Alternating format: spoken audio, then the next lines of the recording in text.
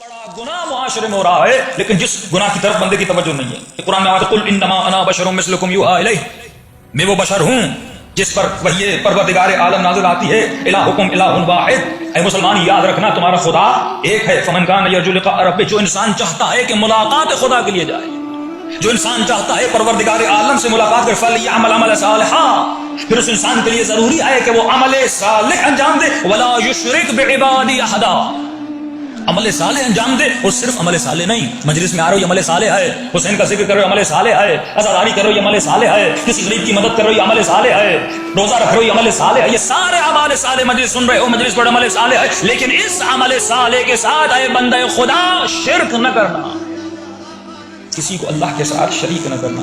پروردگارا کیا مطلب شرک نہ کرنا؟ اس کا مطلب یہ ہے کہ میں سبحان اللہ کی جگہ پہ، سبحان ربی الاعلیٰ کی جگہ پہ، رب کی جگہ پہ مثلا کسی اور کا نام لاؤں. ہے کوئی جو نماز پڑھے اور ایسا کام کرے؟ ہے کوئی جو اللہ اکبر کی وجہ پہ مثلا کسی اور خدا کا تصور لائے؟ نہیں. رسول فرماتے یہ شرک خفیہ جس میں 99% لوگ مبتلا ہوتے ہیں لیکن ان لوگوں کو پتہ ہی نہیں ہوتا ہم کتنا بڑا گناہ کر رہے ہیں. مولا یہ شرک کیا فرمایا کہ تم نے قرآن کی آیت میں پڑھی لا تعبدوا الشیطان. کیوں اللہ ایسا کہہ رہا ہے کہ شیطان کی عبادت نہ کرو؟ ہے کوئی ہم میں سے جو شیطان کی عبادت کرے؟ ہے کوئی ہم میں سے جو شیطان کو سجدہ کرے؟ ہے کوئی ہم میں سے جو شیطان کے لیے نماز پڑھے؟ ہے کوئی ہم میں سے جو شیطان کے لیے روزہ رکھے؟ معصوم فرماتے لا تعبدوا الشیطان سے مراد لا تتبعوا الشیطان.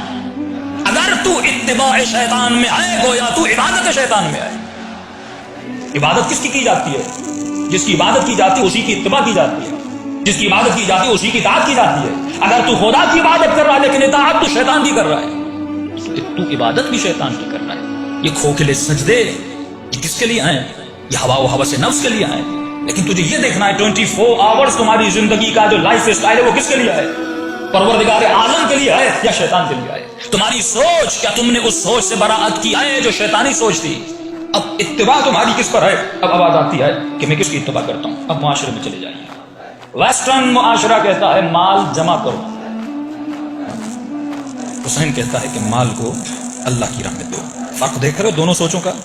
وہ تجھے جمع کرنے کی طرف ترغیب دیتا ہے، حسین تجھے لٹانے کی ترغیب دیتے ہیں. اسلام کہتا ہے اچھائی کو چھپاؤ، ویسٹرن معاشرہ کہتا ہے اچھائی کو دکھاؤ.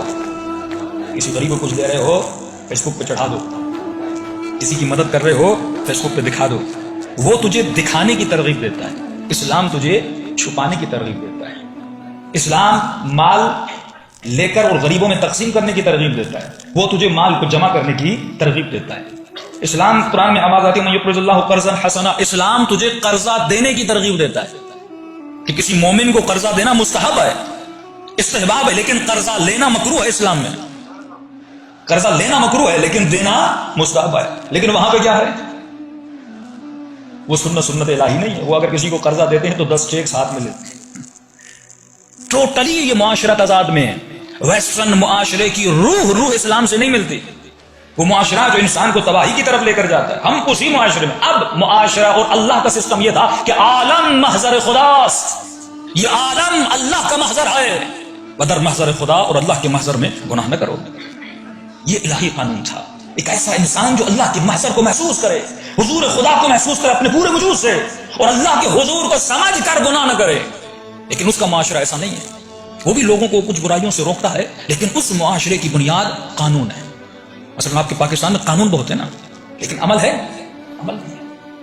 قانون جب ہٹتا ہے تو بندہ گناہ کر دیتا ہے، لیکن جب انسان حضور خدا میں آتا ہے، وہ جنگل میں بھی ہو گناہ نہیں کرتا.